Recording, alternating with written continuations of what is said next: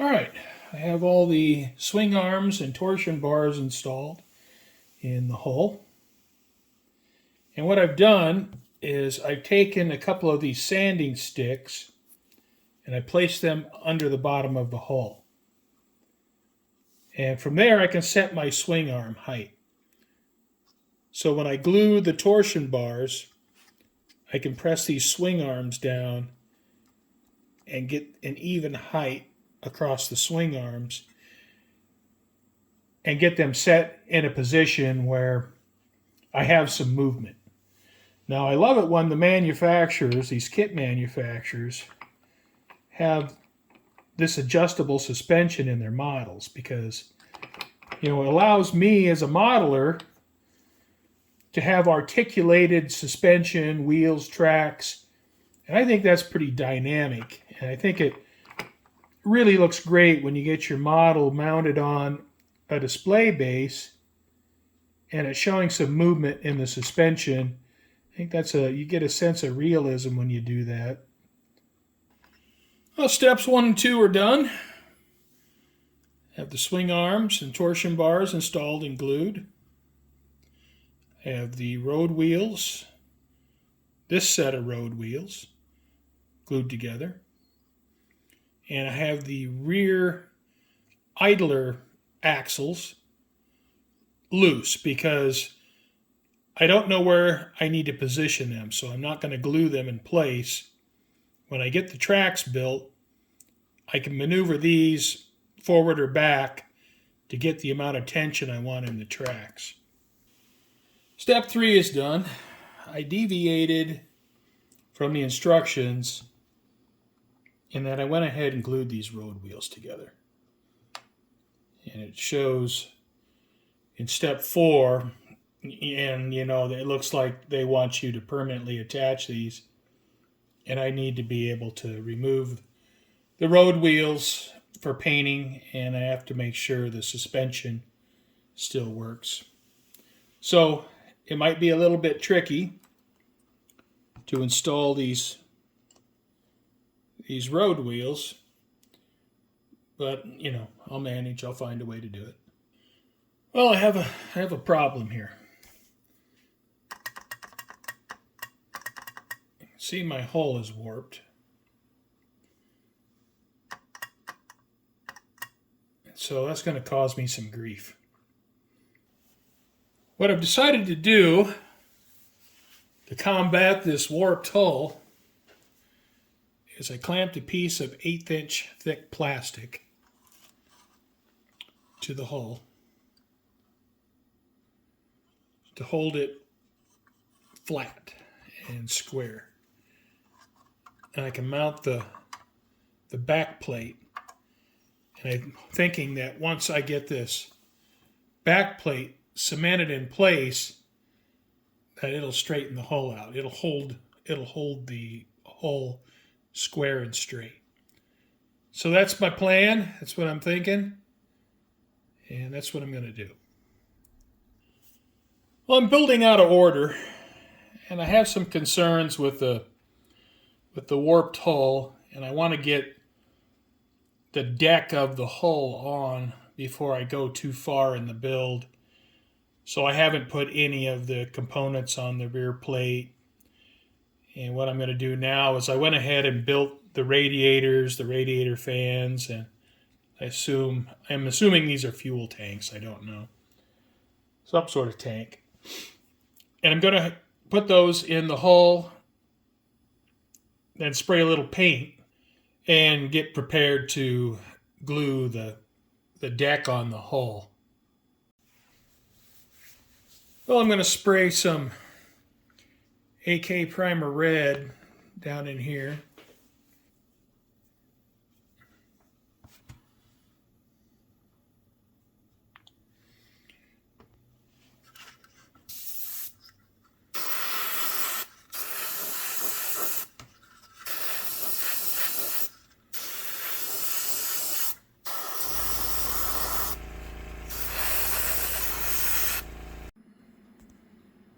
Okay, I got this area painted in Primer Red.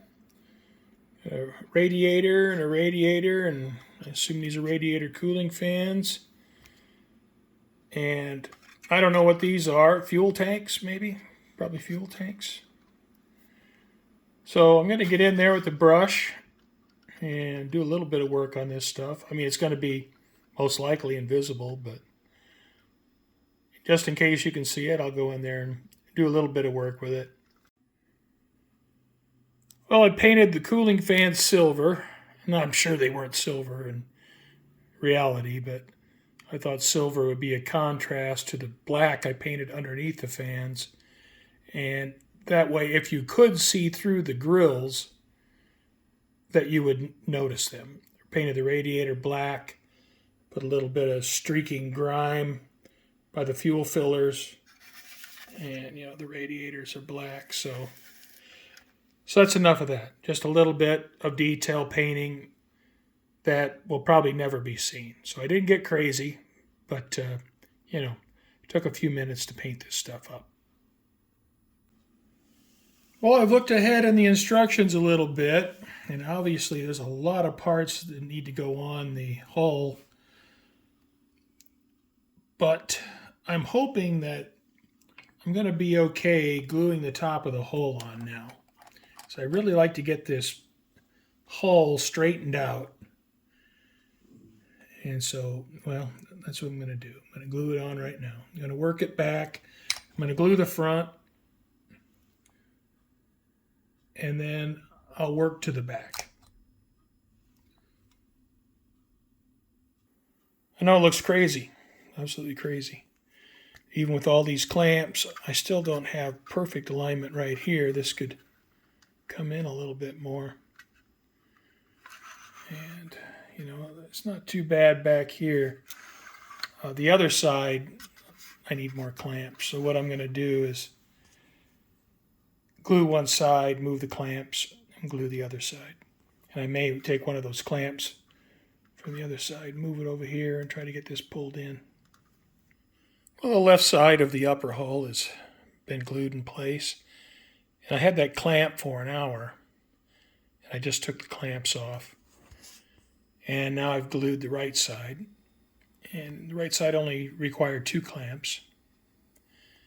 And I've also glued the back. So I'll let this set up for an hour. And I'll pull all the clamps off. And I'll see how it looks. Well, I'm gluing on the side Zimmerit now. And up front, it's real tight. It's got a real tight gap. As you come back, there's a little more of a gap. I tried to sand the sides, get it as flush as possible. I don't know. I'll see how that goes. But, right in here, there's a bit of a seam right there. It shouldn't be there because it should look like one steel plate. All right, I got the left side Zimmerit on the hull. Had to do a little bit of sanding. Make sure I use plenty of cement. And the seam pretty much disappeared. So I'm pretty happy with that. I took the photo etch exhaust covers and I heated them up with a flame to take some of the temper out, make them easier to bend. And now what I'm going to try to do is put a little bit of damage in them. So I'm going to heat them up some more and then try to, distort the outside a little bit, dent them up. I don't think I'll put any holes in them, but I want to put a few dents in them. All right, put a little damage in these exhaust covers.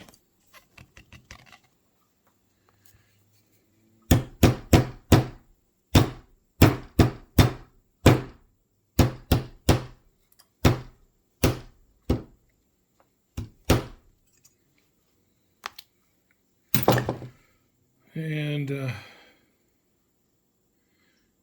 I think that's good enough. All right, trying to add these nuts to the top of the exhaust. Use a little bit of CA. Try to pick them up with my tweezers. And put them on the cap of the exhaust. It takes a little bit of patience. Step 5 is done. A lot of the parts in step 5 will be set aside until after the model is painted, and then I'll attach the parts to the model at the very end, once after everything's painted and before the weathering stage. So, get ready to move on to step 6. The exhaust shields have the little plates and nuts on the flanges there for mounting them to the back of the hull. And I have the nuts on top of the exhaust covers, little rain covers for the exhaust. So, on to step 6. I've finished step 6. I have the jack installed. I have the rear fenders installed. The tail light installed. I installed the brackets for the C-hooks, but not the C-hooks. What I'm going to do with those is I will attach those to the rear shackles, as I've seen in some photos. Step 8 is complete. I used the Aber brass barrel for the machine gun, and I used the individual pieces for the driver's visor instead of using the one-piece visor. I thought the individual pieces would look better. A couple things of note for this kit, and I assume for the Dragon kits as well, since this is a Dragon kit. It's back here in the corner. There is a little L-shaped notch in the corner where the side Zimmerit and the rear plate don't butt. So what I had to do is I put some putty, some gray Tamiya putty in that corner and filled the corner in. And then took a hobby knife and etched the putty to try to make it look like Zimmerit. And I think it might pass, a visual look if you don't look too closely. Another thing is right here where the front plate and the side plate Zimmerit meet, there's a seam right here. And you notice the Zimmerit's moving in the same angle as the plate here, where this is parallel to the ground. So you can see it goes here, it kicks up. And there's a gap here. So what I did is I used cement, applied cement to this gap, and then took a hobby knife and blended the two sections together. All right, using this small engraving chisel, I've gone in and I've removed a little bit of the Zimmerit in this area. Now, I'm not going to make, large sections of damage Zimmerit, but, just a couple spots where the Zimmerit has been knocked loose. Well, I finished with step 9, at least as much of it as I'm going to do right now. The tow cables I will add later in the build. Right now I want to leave those off. I'll put those on pretty much towards the end of building the model. I've done the photo etch for the cleaning rods and for the tow cables. I added a piece of photo etch on the jacking block, and I bent up a piece of copper wire for the headlight conduit. I'm doing a few things out of step with the instructions. And while doing step 10, I think I'm going to go ahead and put the PE on the back. But before doing that, I need to get in here and paint all this black. Because I put the PE on, and it's not painted black, well, I don't want the gray plastic showing through the PE. All right, little gripe I have. In step 10, we put these, well, I guess they're stands. You open this grate up, and I think it holds the grate open. But the PE needs to go underneath it. And so my cement here is still soft, so I pulled these up. But if I would have let this set overnight, I would have had to break them off, or either that or cut the PE. So something to be aware of when you're building your kit. Well, installing the kit PE was a bit of an adventure. Initially, I placed the PE in place,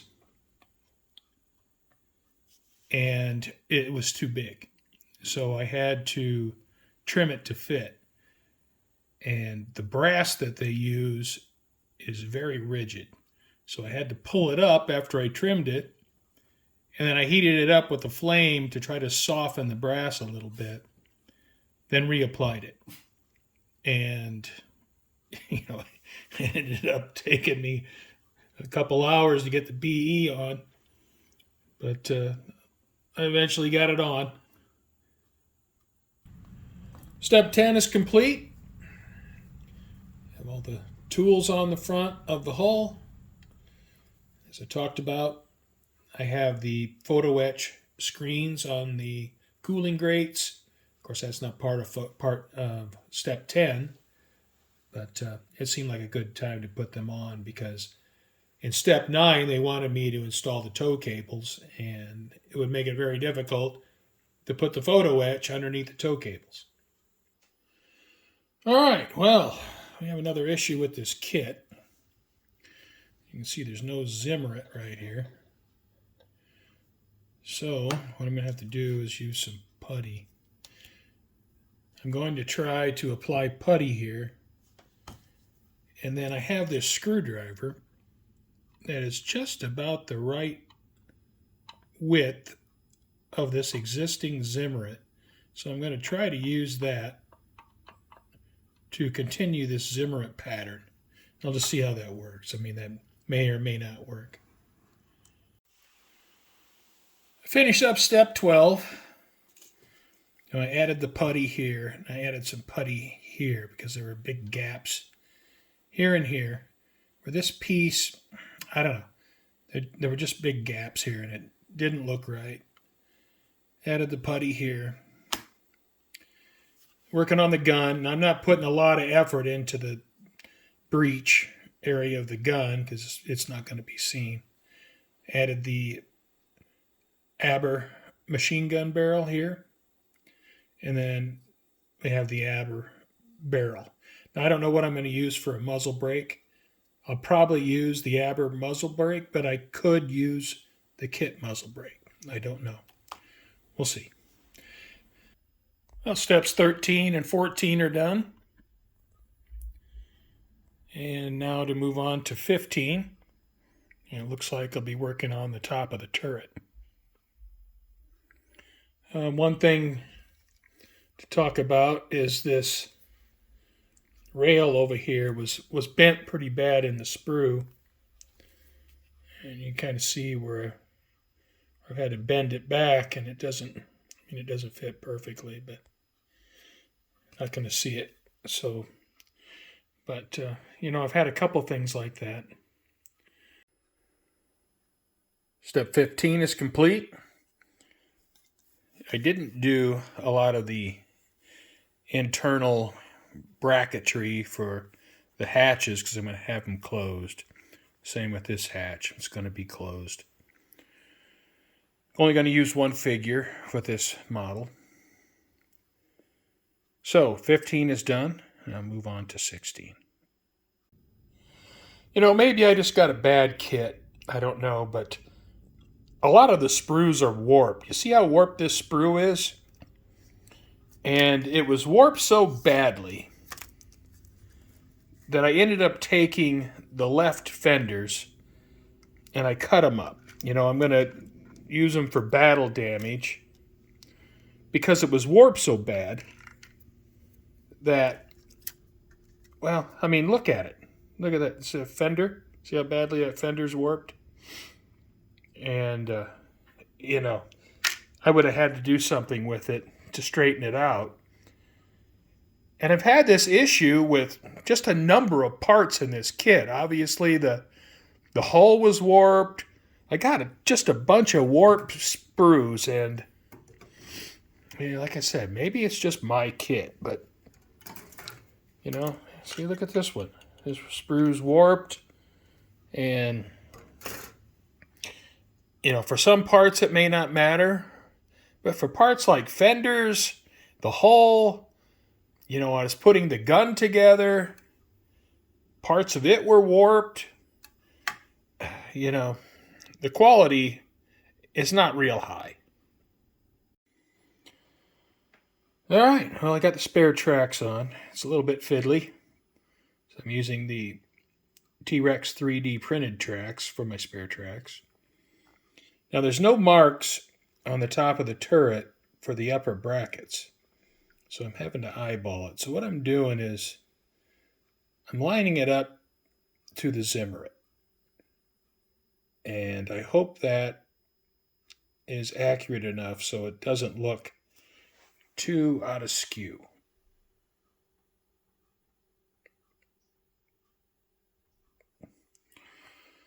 All right, and then over on the other side, it took a little while to get a system down. And I definitely flailed around a bit initially. But tried to line it up to the Zimmerit and then space the tracks out. And then again, making sure it's aligned to the Zimmerit on the back. So hopefully that'll look okay. I finished steps 16 and 17. I don't have the muzzle brake finished, but, that's for later. Not worrying about that right now. And for step 18, it's pretty much just the final assembly. So this is the point where I'm going to have to add the tow cables, the fenders, build the tracks, all of that. All of that will be done here in this last step. I mean, I'll call it step 18, but it's just the final assembly. So I guess I'll get ready to start on that now. All right, well, I have the fenders on. Now, because this left side fender was warped so badly, I went ahead and cut this front piece off. And that kind of creates a cascading effect. And, here's the fender. And, of course, it was, when the part before I damaged it, it was warped about like this. So it was pretty badly warped. And so I decided to cut the fender off and have some damage. Because, in the real ones, the fenders got tore up pretty good. So I damaged this front fender here and then damaged the rest of the side fenders. Now this one popped the bolts out, so it sprung loose from the chassis a little bit. And then you can kind of see the damage. I also removed some of the Zimmerit here. Remove some of the Zimmerit here. And switching to the other side. I have fender damage all along the side. And what I did is I cut all the fenders into individual pieces. Then I sanded the edges down to thin the edges. And then just used this pliers to bend the fenders and put the damage in. remove some Zimmerit here, remove some Zimmerit here. So I'm going to let all this sit for a while, and then next I'm going to put in the cleaning rods and the tow cables. I've taken the kit cleaning rods and I've cut them free into individual parts. And now I'll go ahead and sand them, make them nice and round. And then once that's done, so I got these two sanded here, I can go ahead and place them.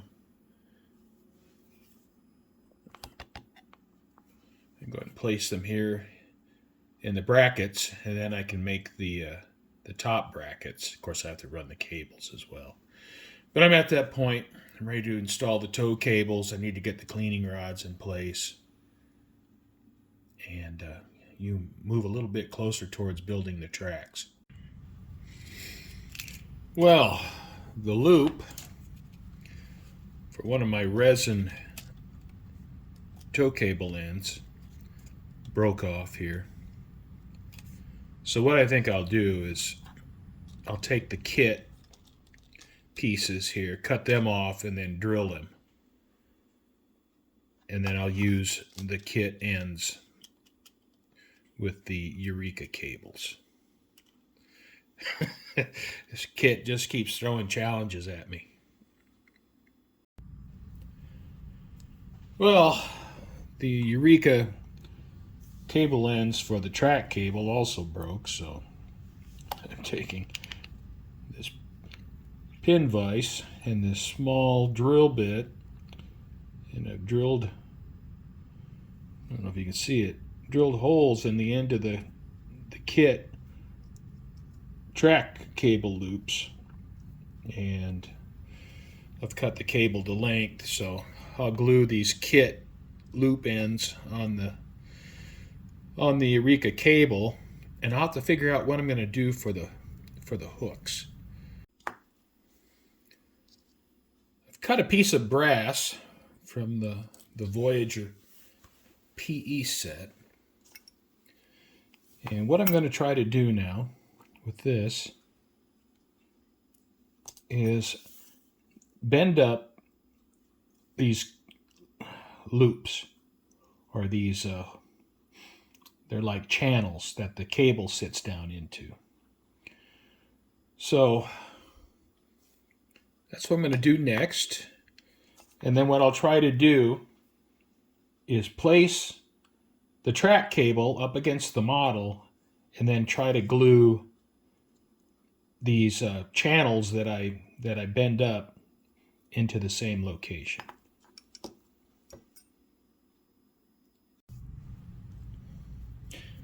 I bent up some channels here, some C channels, to replicate what's on the molded track cable. And now what I'll do is I'll set this molded track cable up against the model, and I'll try to glue these brass pieces into position. And then I can string the Eureka track cable in place. Well, I have all my brass cable hangers glued in place, and I have the track cable strung. And I got a little creative with hanging the cable, so hopefully that'll look pretty good after the model's painted. So I guess the next thing would be to start on the tow cables, get those routed. Well, I believe I made it to the point where I can start building the tracks. Unless I've overlooked something, the rest of the construction is finished. All right, put a few links together here, show you how it goes. I have the pins separated into two different containers. Now it looks to me like the difference in the pins So the outside pin has a larger head than the inside. And you can see here they show you which way it is with the track link. So, all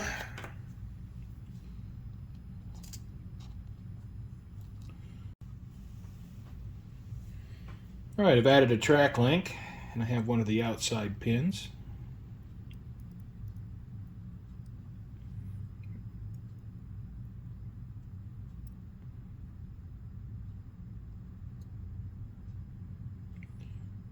All right. It's pushed all the way in.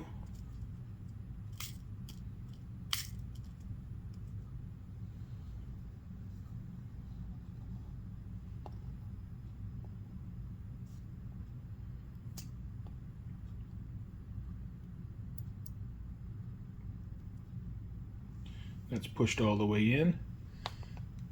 So it looks like it should go together reasonably well. I mean, this is going to take a little bit of patience.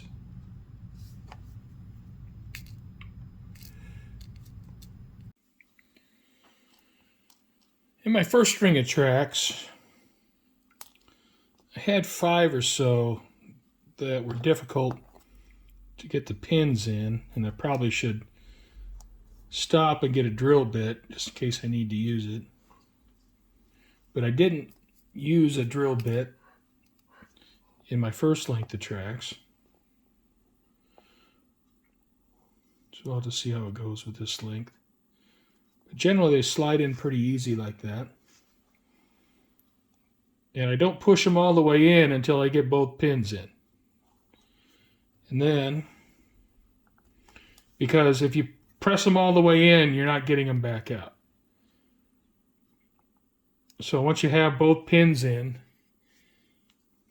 then just press them in, and as tight as you can. You want to be a little bit careful you don't break the track link, but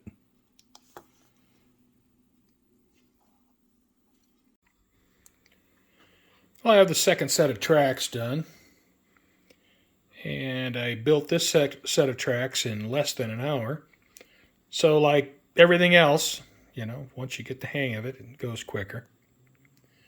And I have, a few tracks left over and a bunch of pins. So when you buy your 3D printed tracks, you get plenty of pins. I have some extra tracks, and of course I used 7 track links on the Tiger turret. So I guess the next thing to do is fit the tracks to the model and see where I'm at. See whether I need to add a track. I can't subtract a track because once you put the pins in and press them in, that's it, they're in. You're not taking them back out. Well, I believe the model is built. I use 97 links for each side on the tracks. I have the idler adjustment moved all the way rearward as far as possible, and the tracks are a little bit loose. So you could probably use 96 links.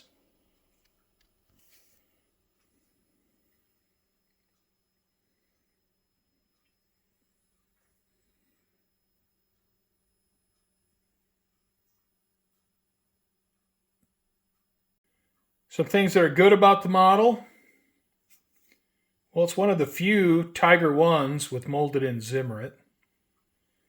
So that's good. I'm sure there's something else that's good about it. The parts fit is good if the parts aren't warped. Some things I don't like about the kit: had a lot of warped parts. Probably had 4 sprues that were warped. The hull tub was warped. Another thing I don't like is this area right up front. There's no Zimmerit. So when you glue the pieces together, there was just a bare flat piece of plastic there, and I tried to fix that with putty. And I don't know how that's going to turn out. I guess I'll find out once I get paint on it. Rubber band tracks, definitely a negative.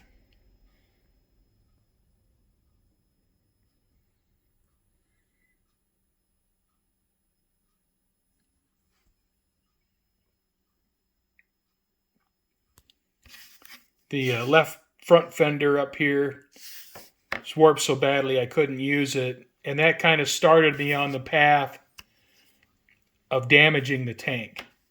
So I had to cut the fender off. And since I cut the fender off, well, I figured, well, there's got to be a reason for it being off. So then I cut the front fender, flipped it up, put some damaged Zimmerit in here. Then, of course, damaged the rest of the fenders. And I have damaged Zimmerit here, damaged Zimmerit here, and you can again see the putty Zimmerit.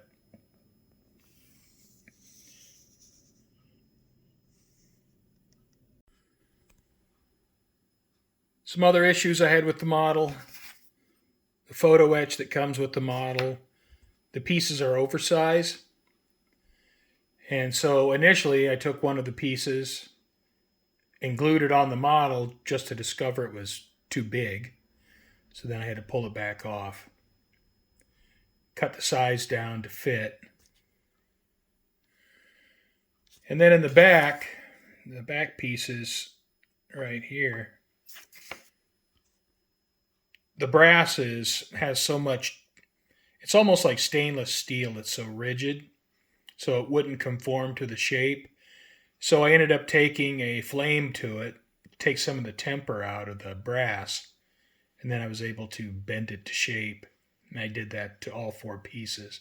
And you can see it's kind of darkened in color. So the photo etch I didn't feel was very good.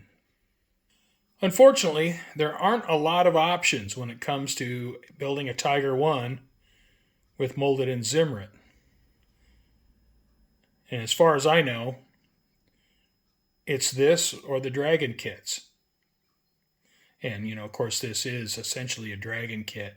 But I don't know if they use different plastic or what the deal is. But, you know, there was, like I said, 4 sprues of warped parts, 4 warped sprues that had some warped parts on it. And the whole tub was warped. Another thing is, all of the vision ports where you would typically get clear plastic, there was no clear plastic in the kit.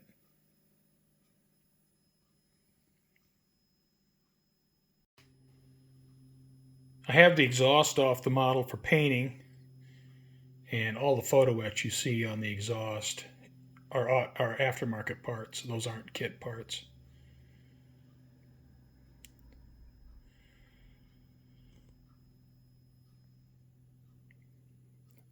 So the only photo etch that came with the kit are the cooling grills up here. All the other photo etch on the kit is aftermarket. So, das Werk Tiger 1 late. With all the problems I had with this kit, I can't recommend it. For $55, 55 US dollars, you know, there's not a lot of options for Tiger 1s with Zimmerit. And the fact is, most of the Tiger 1s had Zimmerit, so that's an issue. But $55 for this kit seems a bit much. And given all the quality issues I had, you know, I'd say stay away from it. You know, it could be that I just had a bad kit, but I don't know. I can't recommend it with the experience I had. In the next video, I'll paint the model. And I think I'm going to go with the 114 paint scheme. And here's the paint scheme. And I'll try to use these 5U drawings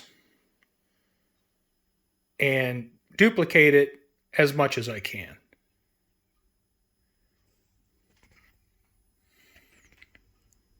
So, das Werk Tiger 1 late with Zimmerit. I had issues with the kit. I had some problems with it. And for $55, you know, I'm expecting a more premium experience. So, I can't recommend it. It's up to you if you want to try it. Maybe you'll have better luck, get a better kit. It doesn't have warp parts. I think if that was the case for me, I'd probably have a little different attitude towards it. But next video, I'll put some paint on it. I hope you'll join me. Thanks for watching. Hope you join me next time.